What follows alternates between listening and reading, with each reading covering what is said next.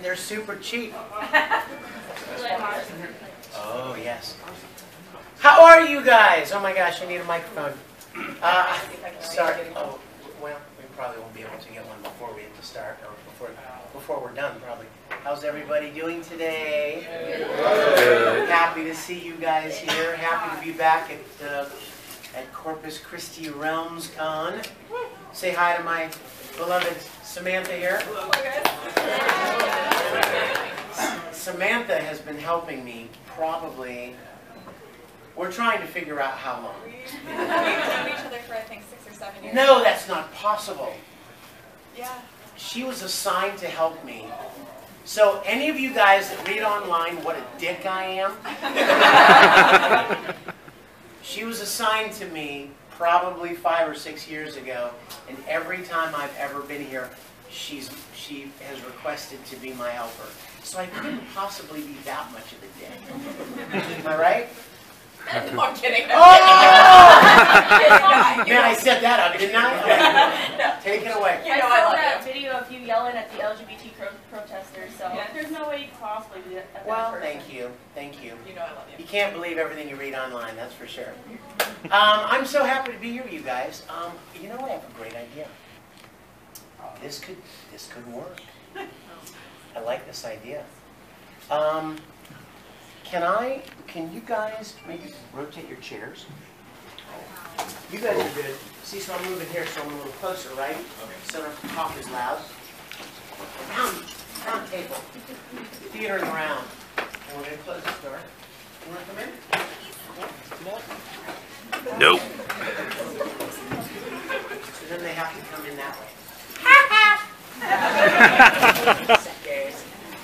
See, this is great. Better already.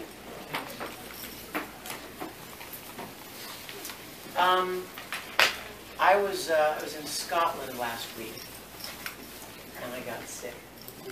The last day, and then I got sick, and then I had to get on an airplane for 15 hours, which is not really good for being sick. So I've been fighting all week with sounding the way I sound right now. So I hope you'll bear with me. There will be no Kakarot's today. Sorry. There will be no short rants because I may pass out in front of you. But I'm not going to breathe on you or kiss you or anything like that. So don't worry, you're all safe. I'm on the upswing, but the last thing is just the voice, kind of tired and a little weak. So I'm so happy to be here. I love this show. I was supposed to be here last year when they had the Oron High School cast. In fact, I'm very embarrassed to tell you that Daniel actually contacted me, the guy that runs RealmsCon. He actually contacted me and he said, hey, you want to come back this year? This was last year. He said, you want to come back and we're going to do an Oron High School reunion. And I was like, that's the greatest idea ever. And I said, sure. And then he lined up the other people from Oron because I was coming. And then I found out that I was already booked for another event the same weekend. And I felt like the stupid person. And I was so disappointed, especially when I found out that he had a lot of people, other people lined up. So I was really bummed out to miss it last year, and called him earlier this year to ask him if I could come this year. And I'm so happy to be here. For those of you that don't know much about what I do, I've been voice acting for about 20 years. I've done over 300 different animated series and video games. I'm one of the older ones. Don't look like it. What? Don't look like it. God bless you. Get those eyes checked. And currently working on a lot of great new stuff. I'm so excited. Working on a show called Bungo Stray Dogs, which is so fun. Oh my God, I love it. Working on a new season of, after all these years, Fullmetal Panic. Oh my gosh. And working on another season of Free. Yes, the Speedo bathing suit anime. Working on Ruby. Gotta love me some Uncle Crow. Yes. Drunkle Crow. In fact, now would be a good time to voice Drunkle Crow. While I sound like this, because it'd be very much easier to do that. Yeah. What did somebody else say? Broly movie? Yeah, let's talk about the Broly movie. It's about freaking time. Yeah. That's what I want to say about bringing Broly into the Prime universe. I was telling somebody over at the table earlier. I played Broly for 15 years, 3 movies, 13 video games, and all the time I'm like, "What's wrong? You afraid? Are you afraid to bring Broly into the Prime universe for fear of what he'll do?" And so I'm very, very excited. Sorry. No worries. I'm very excited that there's a Broly movie coming out. Now notice I didn't say I was doing it. Oh, because I'm not allowed to talk about much right now. I just want to be clear. Don't go home. Oh, Vic said he was doing it. No, I didn't. I have not said that. All I've said is that I'm excited that Broly is coming into the Prime universe, right? Uh-huh. Now, if I wasn't voicing him, someone would have to die. Sorry, out of my control. It's beyond my I can't help it. But I love him, and he doesn't love me much. But you know, I've always teased for years about about voicing the character and how what a strain it is on the voice, and it is. But you know what? That's the job, right? And I'm okay with that. I've had a lot of people come up to me over the last several conventions now that the movie was announced. And they're like, "Bet you're hating life right now. Bet you're really hating." I'm like, no, I love playing Broly. I just, it's just tough on the voice. But that's fine. I'm happy to do it. My voice will get better, right? It'll heal up, maybe. But let's see, what else? I always make a note to myself whenever I start a new show, and then I forget to look at the note. So let me see if I missed anything. I'm voicing a couple of characters. Oh, I wish I could tell you about that.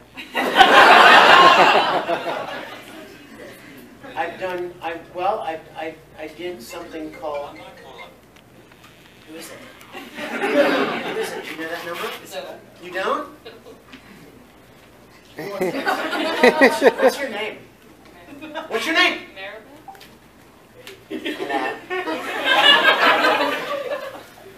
Hello. Hello. Meredith can't come to the phone right now.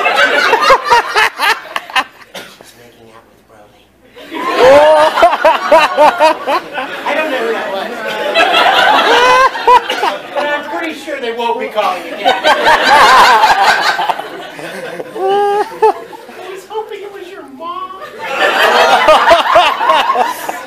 Something fun, Let's see, what else? Oh, I was looking at my list. See, I put it away already. I was. Well, I wanted to.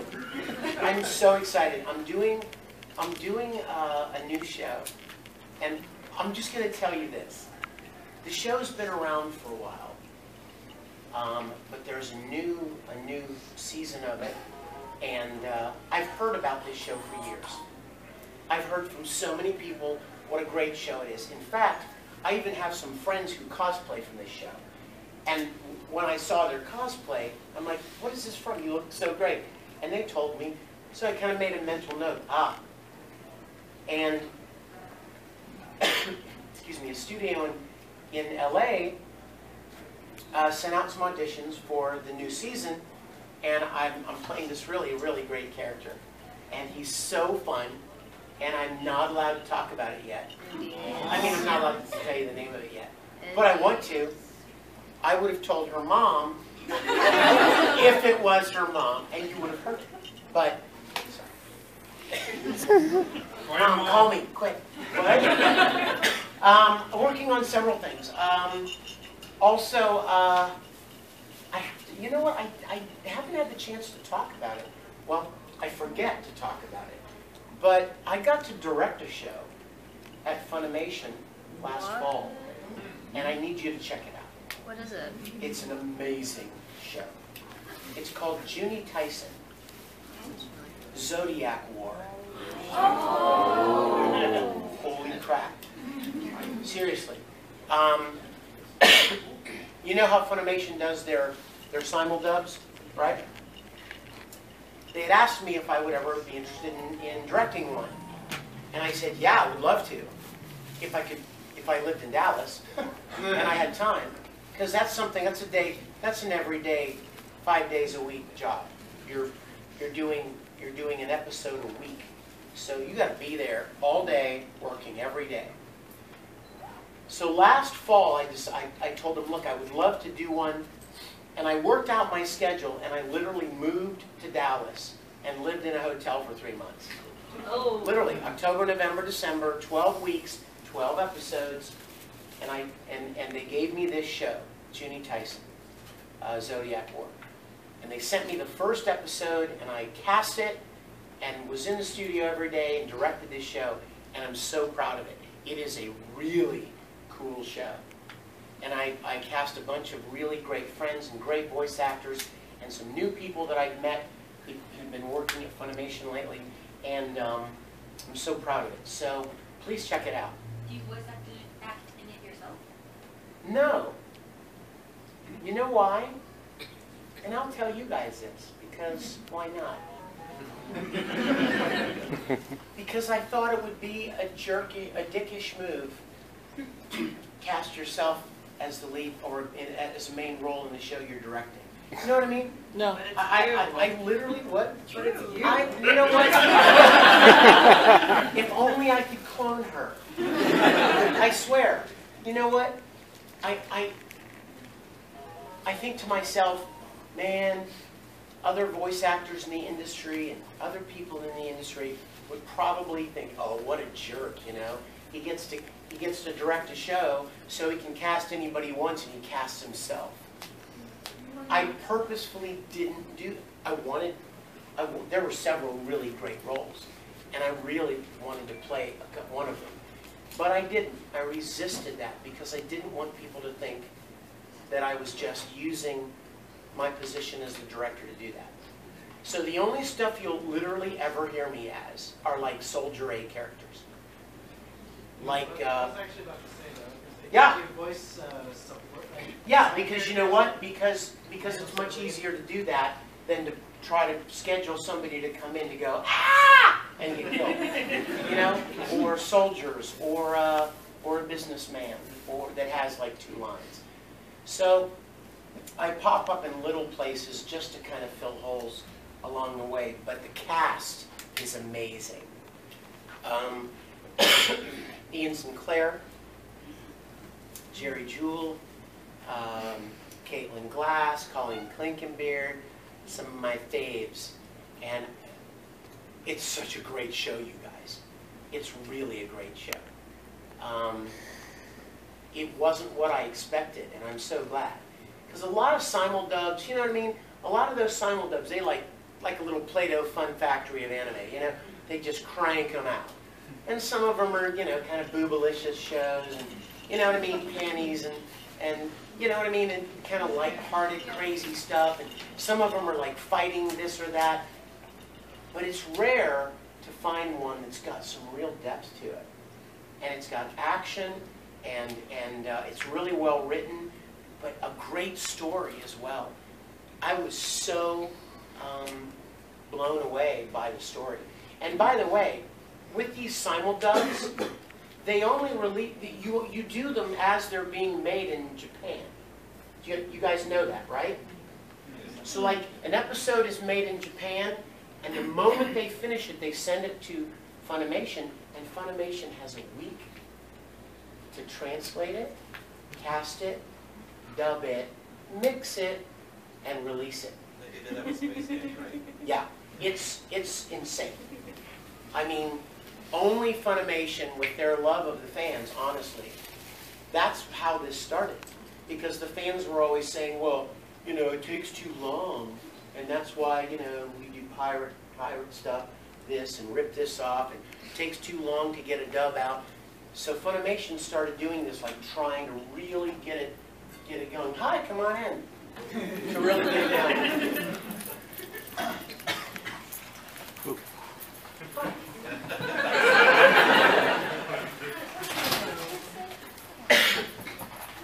But just so you understand the frenetic nature of a simuldub.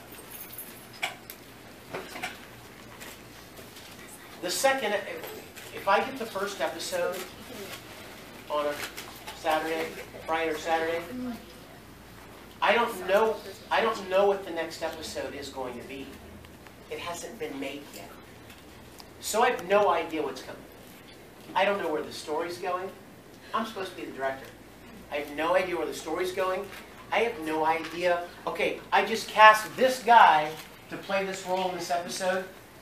Is he an important character? I don't know. I don't know. I may have thought he was an incidental character with 8 lines in this episode, and then guess what? In the next one, he's the main guy. And I didn't know that. So there are a lot of unknowns and a lot of guesses in the simuldub world. And every week, a new episode of Junie Taisen would come to me, and there would be new characters I had to cast. I'm like, oh my gosh. And this character, who wasn't very important 5 episodes ago, is now the center of attention. It was so cool. And it's a great story. I would not tell you if it was a good story if it wasn't. So check it out. Junie Taisen, Zodiac War.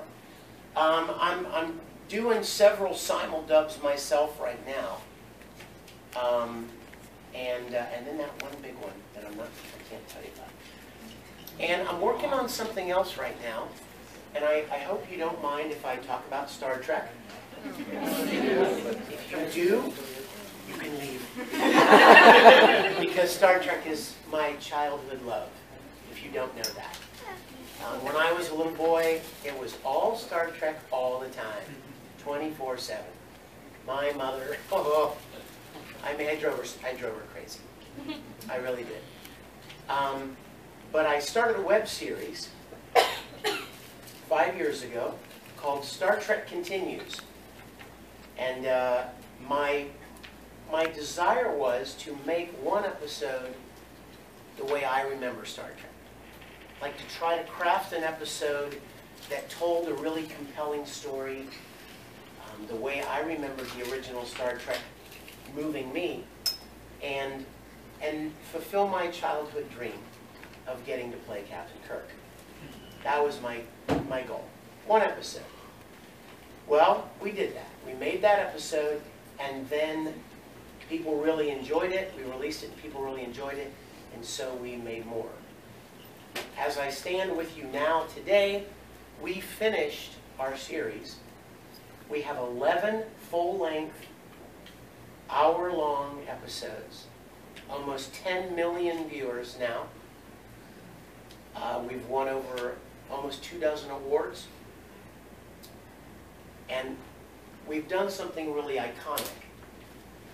We finished the 5-year mission of the Enterprise. You remember at the beginning of the original series of Star Trek, Captain Kirk would say, these are the voyages of the Starship Enterprise. It's a 5-year mission to explore strange new worlds, right? 5 years. Well, they were canceled in their 3rd season. And then the next time you saw Captain Kirk, Mr. Spock, Dr. McCoy, was 10 years later in Star Trek the Motion Picture. And by that time, Kirk had become an admiral. He wasn't even the captain of the Enterprise anymore. He took a desk job. And Spock had gone back to Vulcan, and everybody had kind of gone their separate ways. Why? Well, nobody knows. 10 years had passed. So my goal was to pick up where the original series was canceled and finish that 5-year mission and craft stories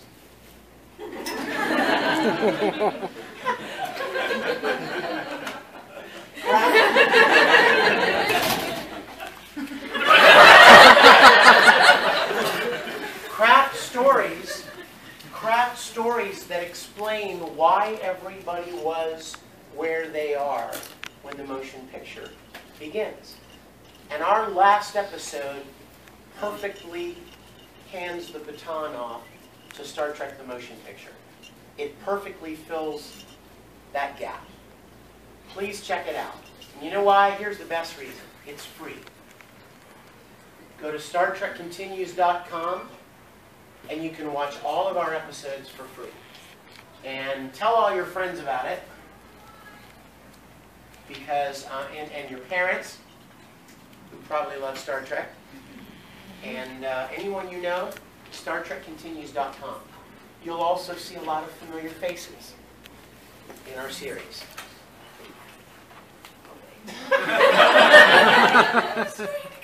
Come on in. Anyone with that cool a hair is welcome. And anyone with no hair is welcome. You guys are a perfect combination, by the way. That's Jonathan. Jonathan made my day by buying a Tsubasa picture today. That's a great show. So yeah, you'll see a lot of familiar faces in Star Trek Continues. We've had guest stars from a lot of very well-known popular TV shows. Doctor Who. Oh my gosh, yes. Battlestar Galactica, Star Wars, other Star Trek series. Buffy the Vampire Slayer, Farscape. Does anybody watch The Expanse? Very cool show on television. So, and we've got a lot of great voice actors that you guys all know, only actually playing on-screen characters. Chuck Huber, Todd Haberkorn, Elizabeth Maxwell from Ruby. So check it out. You'll enjoy it. We rebuilt the entire soundstage. We rebuilt the Enterprise from the original Star Trek. And you'll feel like you're watching episodes of the original show that were like locked in a vault somewhere for 50 years. Who is that? Who is that? That's her mom. It's like, I will find you. Take me out of you jerk. So, without trying to be too loud, I'll try to keep control. You can hear it, right? I'm happy to talk with you guys about anything you'd like. As soon as we're done here, oh, this is something else I should tell you. This is something new I've never done before. When I was getting ready to come this weekend, Daniel, the guy that runs RealmsCon, messaged me and he said, you're going to have a table in the vendor's room. And I said, for what? I don't draw. Not an artist. And he said, no, all the guests have a table, and you can just be there as much as you want and sign. And that's the way we're doing it. I've never done that, so I'm not really sure what to expect. But as soon as we're done here, I'm going to go back to the table for an hour to sign autographs, meet you guys, take pictures if you like. I'll do it for an hour today, and then I'll be there throughout tomorrow and Sunday. This is my only panel. So I'm so glad you guys are here, because usually I do panels on Saturday, but they gave me this one on Sunday. I think I was kind of last minute addition, and they had the schedule already pretty much filled up. So the panel's today. I'm glad you guys are here for it. For those of you that don't know, I have character pictures of a lot of the different shows that I've done at the autograph table. Love for you to have any of them that you'd like. I also have, a lot of you know that I write and produce music professionally. I know I don't sound like I sing right now, but but I've got a lot of great music CDs. I also have a live concert DVD, which is really, really cool. And I'll tell you, it was recorded, a really, really great recording of a live performance at Anime Matsuri in Houston. Great video, great performance, great presentation, Dolby 5.1 mix, songs from Fullmetal, The Angel, or in high school, Dragon Ball Z. But also, in addition to that, there is a very special video on the concert DVD. It's a live action parody that me and the other voice actors did from Fullmetal Alchemist, cosplaying as our characters. But you're not short. Exactly. Which is why I even came up with the idea. When I was recording Fullmetal, the first one, I was having so much fun. And I loved Ed. I loved that show so much. And I wanted to cosplay. And so I came up with a story idea where, as a grown man, starts turning into an anime character. And then I started asking some of the other voice actors if they would like to be a part of this. So we all got together one weekend in Houston, and we shot something called Fullmetal Fantasy. Now, very, very few people have seen Fullmetal Fantasy because it's never been available. I show it at concerts, and then I come out and sit at the piano and I'll play and sing the Brothers theme from Fullmetal, so it's a nice segue from the movie. But it's never been available, and as I was putting the concert DVD together, I thought maybe it would be a good time to make Fullmetal Fantasy available to the fans that wanted to see it. So after this, I'll be at the table, and I'll be there throughout tomorrow and Sunday, and I hope you guys will come and see me and say hello, and I've got those things at the table. So, who has a question you'd like to ask? Yeah, man. Oh, we're going out. Dude, I'm coming to your car. This guy, yeah. You're like, oh my God, Vic's stalking this guy. Yeah, man.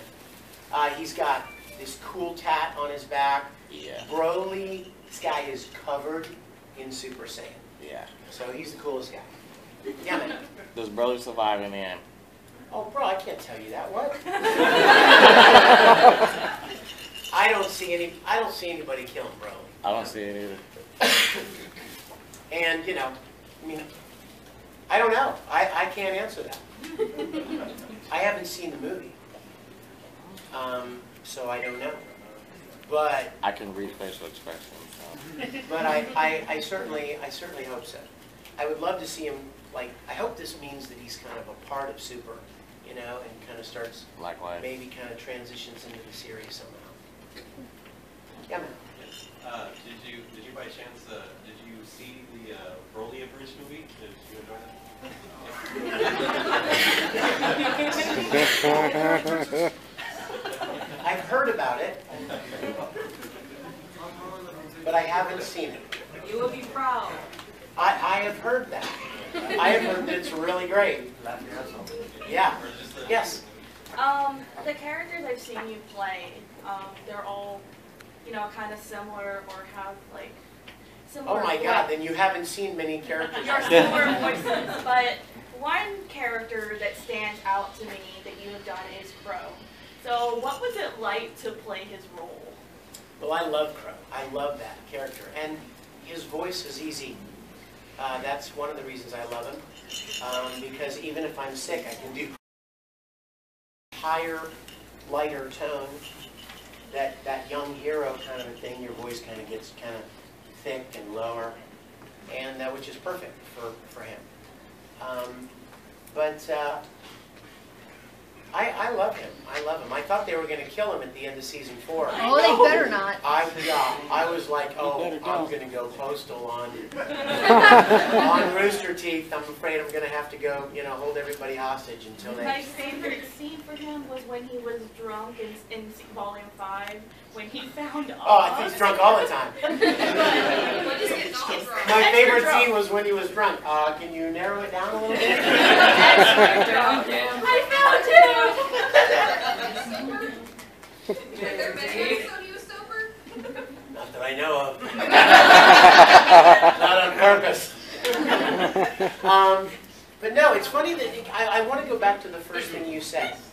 I want to go back to the first thing she said about, what did you say? Like, all your characters are the same. You play the same characters.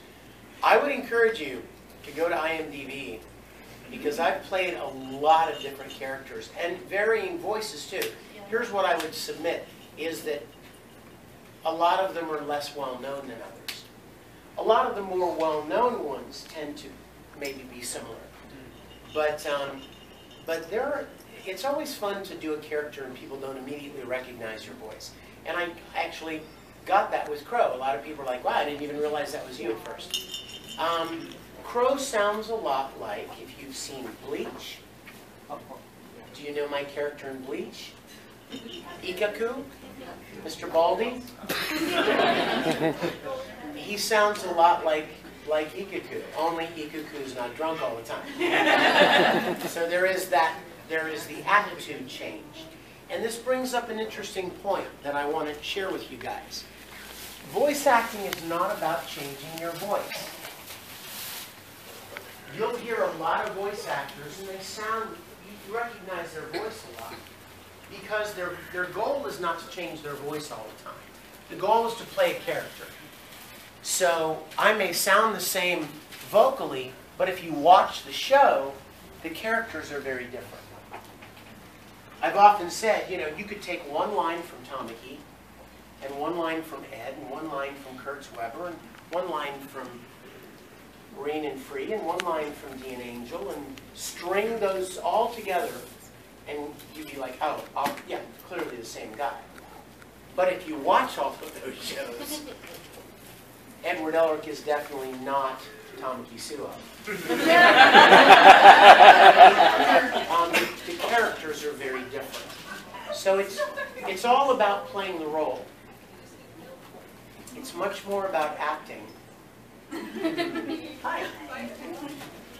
I just do that for fun. No, you're welcome. When you talk about voice acting, it's much more about acting than it is about voice. Yes? When you play Umber Crow and when you really need to get into character, you have to do the Dan Harmon technique. I don't know what that is, but I'm kind of interested. When he has to play Rick, and he really has to get into character, he'll really get into character. In other words, do I get drunk? Yeah, do you record drunk? You guys, I am going to tell you something. I've said it before, but you guys probably don't know it. I have told people this in panels before. So I was posting on Snapchat. I have never been drunk a day in my life. What? No! Write it down. Write it down. I'm not kidding you. I'm talking about ever. I'm talking about like in college. Nope. You just don't like alcohol or something? No, I just don't like excessive alcohol. I guess that's fair. So you have People about do one or stupid two. things when they're drunk. And I it's never held enough of an allure to me to drink to the point where I was stumbling around or had no idea what I was doing or saying or forgot the next day what the hell I did last night. That scares me. So, My dad's the same way. So. yeah, and it was imparted to me when I was very young. So by the time I was old enough to be on my own and make those choices for myself, I didn't want to do it. So any videos that you ever see or anything you ever read online where fans post about, oh, I saw Mignogna stumbling around drunk and blah, blah, blah. It's a lie. It's one of many lies that I will not talk about too much because I'll get too angry. But they're just outrageous lies that people make up to get attention. So yeah, no. I love playing Uncle Crow because I've never been drunk, and I don't even try to sound drunk when I do it. I think he just comes out that way. I don't even know why. Maybe you just kind of relax your speech a little bit. You know what I mean? I repeat, you're you. Well, I love you. I love her. I love her. She's earning every dollar I paid her. But I think it's, you know, you just kind of get a little loose with your speech. You know, just a bit. You might be a little more articulate than you are right now. You know what I mean? Question. Yes, my dear. Can I do the coffee line with you? Oh my gosh. I feel like I should do the NyQuil line today instead of the coffee line. Really? Oh, come on up here. Why not? She's going to wonder why she's sick tomorrow. I'm already half dead, so it's okay. I love you. What's your name? Marisol. Marisol. Say hi to Marisol. Hi. Marisol. Marisol and I are going to reenact a scene from Oran High School Musical. Do you know your lines? Yes. She knows her lines. You are a beautiful commoner. Okay, so you start, I think. Okay. I'm afraid if I drink this, my father will yell at me. But what if I let you drink from my mouth?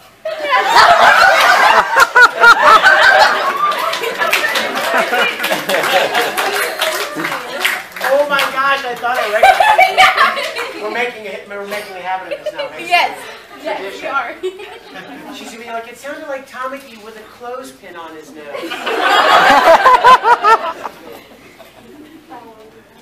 Yes. Yes. I have a really stupid question, but... Okay. What was your reaction to the Fullmetal Alchemist live action? Oh. That is not a stupid question in the least. Have you seen it? No, because I watched 1 second and I just wanted to die. I don't like live. Would it make it any more palatable to you if it were dubbed into English with the original voices that you know as Ed and Winry and Al? Probably. Well, it has been. Oh! Yeah. Yeah, and herein lies the bad marketing work of Netflix. They asked us to dub it into English. They hired me and Caitlin to play Winry. And because the boys are older in the live action, they got Aaron Dismute from the original Fullmetal to play Alphonse, play my brother. And we recorded an English dub of it. Those are the only original characters that were in it, sorry to say. But we recorded it several months ago, and nobody knows about it. So if you go to Netflix, I think under languages, when you look up the Fullmetal movie. They never had, they only had Japanese online. Japanese and like Spanish. That was me, I did the Spanish.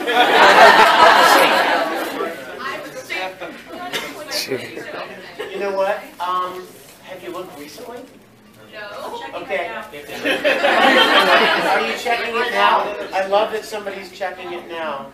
I would actually be impressed here and just go, wait. Okay, hearing him be called short in the Spanish and just hearing him screech about it. And you know what? Let's talk about that for a minute. I had a house group that were short. Okay, let's talk about the movie, the merits of the movie itself, okay? I always thought Fullmetal Alchemist would make a great live action, especially if somebody did it well. The technology available to do like transmutation and stuff, you know what I mean? It is in English. Yeah.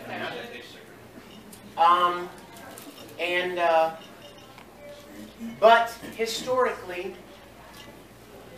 live action versions of animes don't do them very well. No. And I don't know why they don't do them better. You know? Like you'd think, like it's laid all out for you in the anime, you know what I mean? Just do that. It's like the Oron live action. Why the hell did you change their uniforms? Why would you do that? You know what I mean? Like it's iconic, you know what I mean? Why would you do that? It just doesn't make any sense. So with the Fullmetal thing, as I was watching like previews of it, I'm like, oh, I hope it could be good. I hope it's good. Please be good, right? And then, come on out here. Thanks for coming. Okay.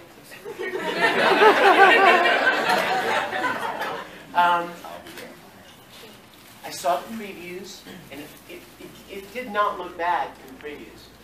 I was kind of cautiously hopeful, optimistic. And then I heard that they cast a 20-year-old J-pop star as Edward Elric. Something in me went, eh. Not a good sign. And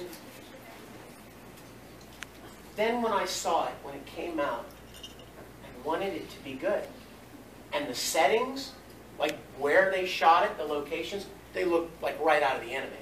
It looks beautiful. And the costumes, oh my God, beautiful. They look great. The transmutation stuff looked great. It was cool. It was really neat to see them happen in 3D, physically. But like Edward,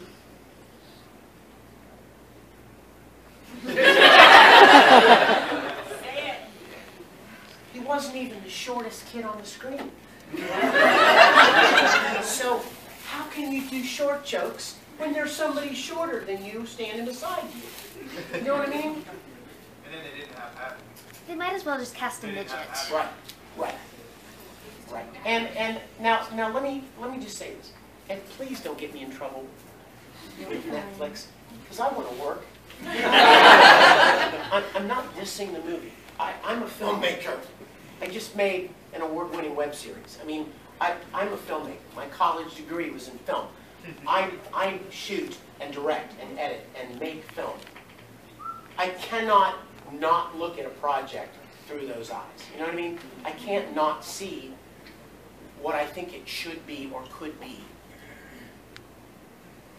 To me, the most compelling thing about Fullmetal Alchemist, story-wise, to me, the thing that makes that story, that anime, so moving is the concept of two little boys thrown into a big, dangerous world. It's the fact that the kids are kids. They're not prepared to deal with the evil of the world. That they're 14 and 15 at best, years old. And they're out there with no mom or dad trying, you know what I mean? To me, that's the most compelling thing. And as soon as you cast a college-age kid who looks like anybody else, you lose that. You lose that, oh my God, that poor kid. You know what I mean? You lose that, what is it? The word I'm looking for. Yeah, counts a connection. Empathy. Yeah. And compassion. You know what I mean? If we were walking down the seawall tonight, and we would pass a number of adults that probably might be homeless or on their own or sitting there, you know, asking for money or playing an instrument or something. And we're almost expecting to see that. You'd see all different people. But if we were to look and see a 13-year-old kid in rags alone, you know what I mean? Something in you just would naturally go, oh God, not a kid, right? To me, and I'm getting teared up thinking about it, to me, that's what moved me about Full Metal. I was just checking.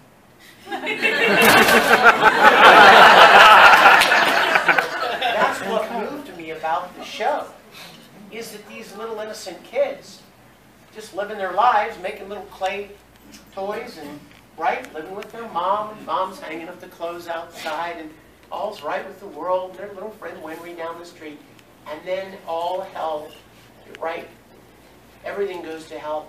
They lose their mom and their bodies, and they're trying to figure out what to do and how to make the best of it as children.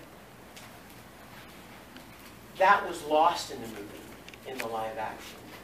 Whoever made it missed that very important point of Fullmetal Alchemist. That's what's moving about it.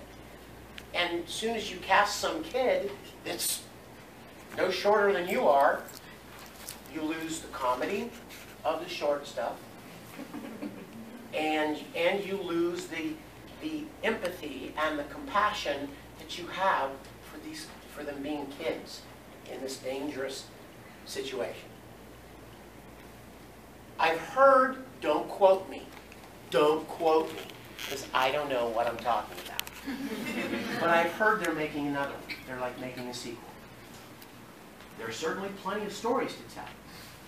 I also think they tried to jam too much in, which is what they often do with movies that have a long episodic series, and they try to pack it into one movie. They try to throw everything but the kitchen sink into it, and then it turns out being garbage because there's just too much to even process. You can't even just enjoy this moment because now you're on to another one. Oh, and then there's that. Oh, there's that guy. And they're just throwing crap in to try to get it all in one.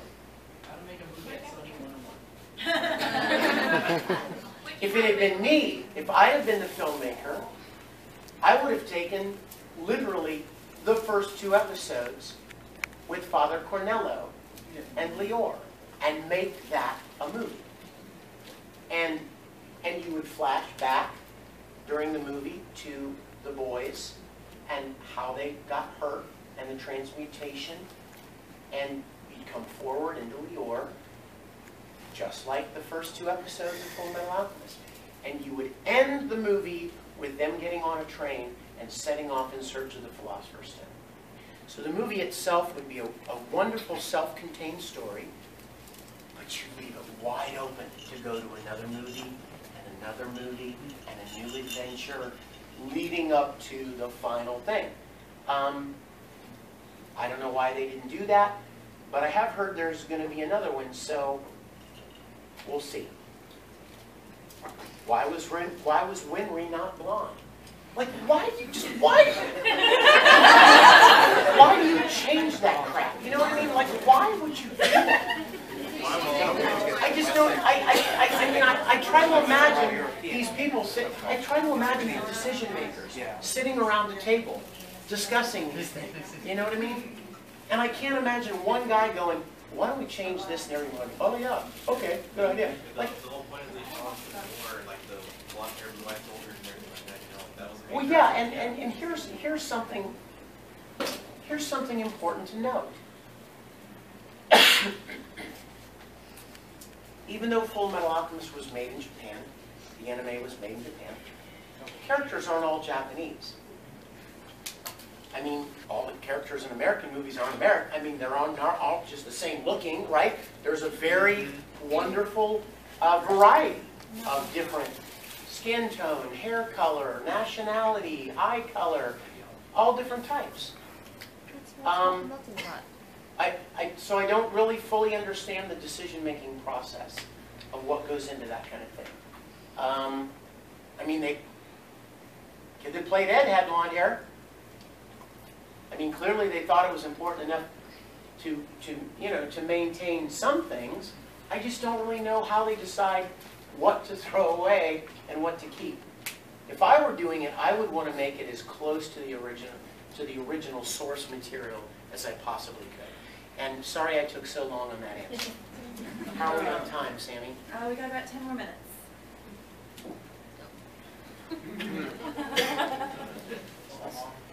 Just delete it.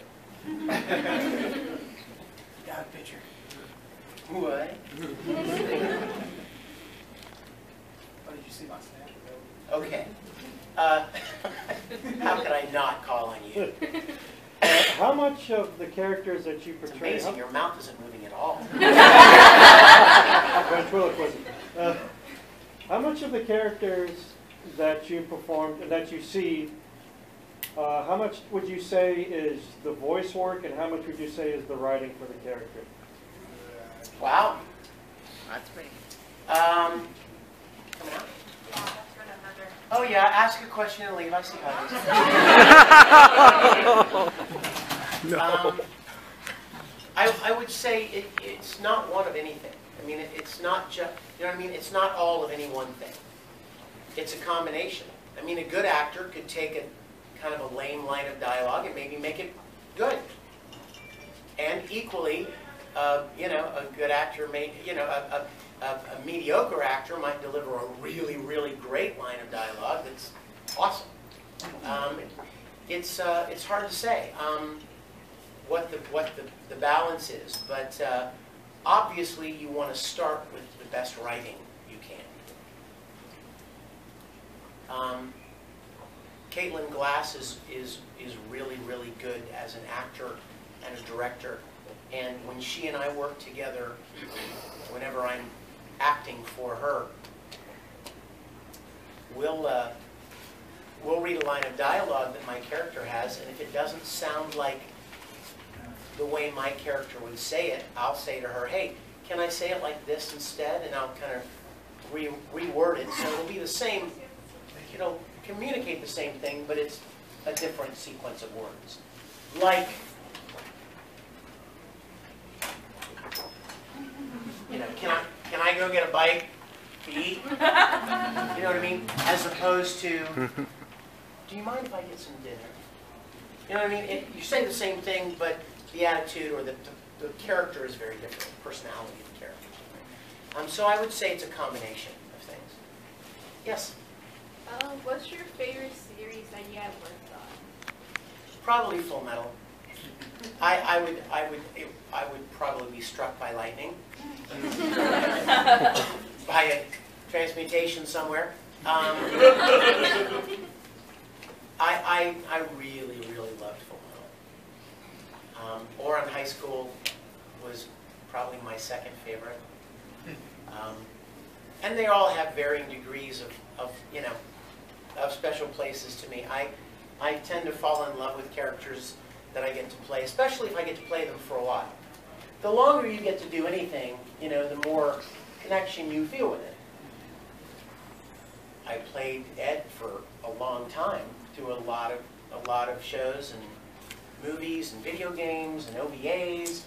So I feel a real connection to him. Yes. Do you have a favorite episode that you recorded with Fullmetal Alchemist? Oh wow.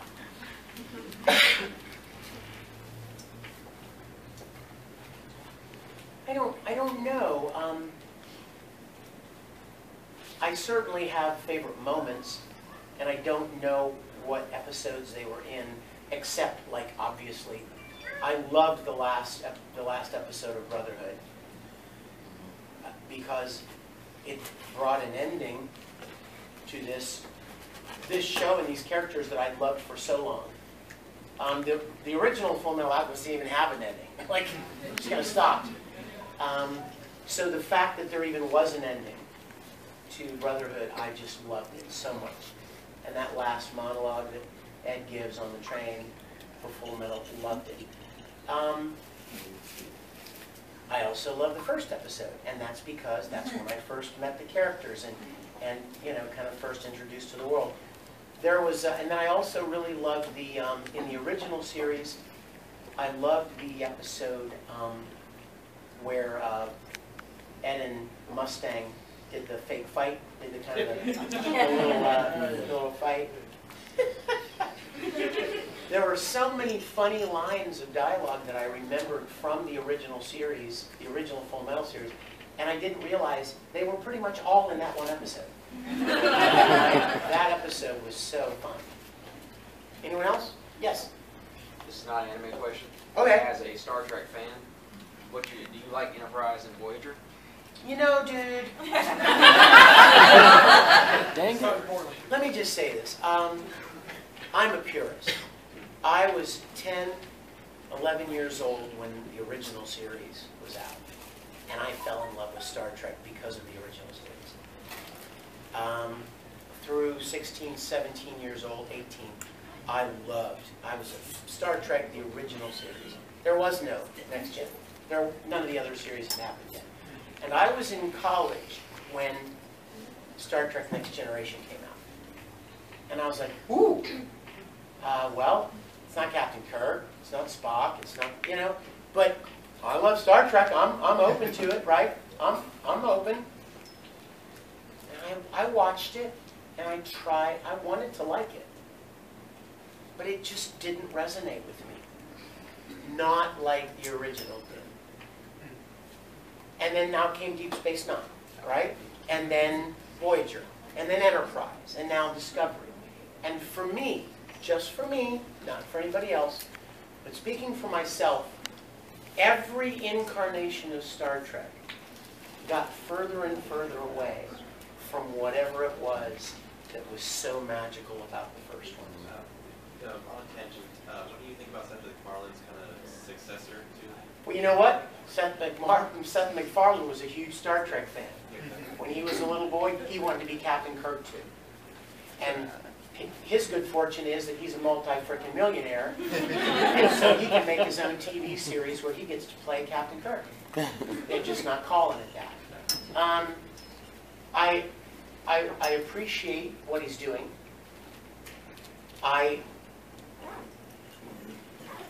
But I wish he would make up his mind whether he wants to be funny or he wants to be serious.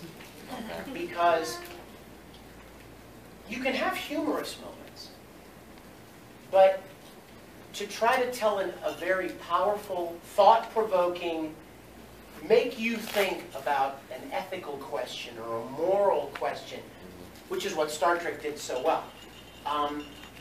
To try to tell one of those stories and then slip in a dick joke. You know what I mean? You know what I'm talking about? It doesn't work. It ruins it. Do you want to be funny? And you know what I mean? And you know, do fart jokes and poop jokes, or do you want to do something real and make people think and stick with them? You know what I mean? That's what Star Trek, the original, and in many of the other incarnations too, to be fair, tried to do. So I think for me, I would love it more. I would like Orville more if he would kind of pick a course, you know, chart a course and stay with it. Now that doesn't mean you can't be fun. The original series was full of humor and lighthearted moments. But there's a difference, you know, between a kind of crass humor and that kind of crass comedy and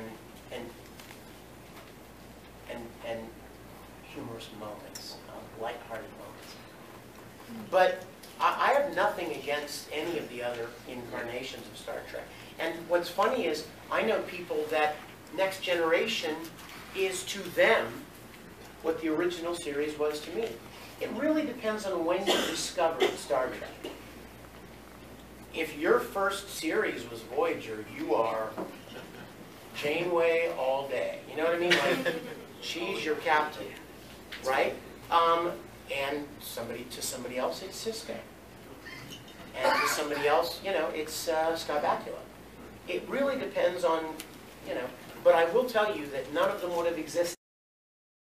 Breaking and historic and different in the way that it did what it did, there wouldn't be any subsequent series, and there wouldn't be any J.J. Abrams movies. So I would say anybody that loves Star Trek, to any of the incarnations of Star Trek should go back and watch what made it so great in the first place. You guys, I am out of time. I'm so glad you were here. Did I get too serious at all? No. I love you guys. Let me just take 10 seconds. I love you guys. God has been so good to me to allow me to do what I do and to allow me to interact with people like you. I'm excited to be here, and I hope you'll come and see me at the autograph table throughout the weekend. And thank you guys so much for coming. Thank you.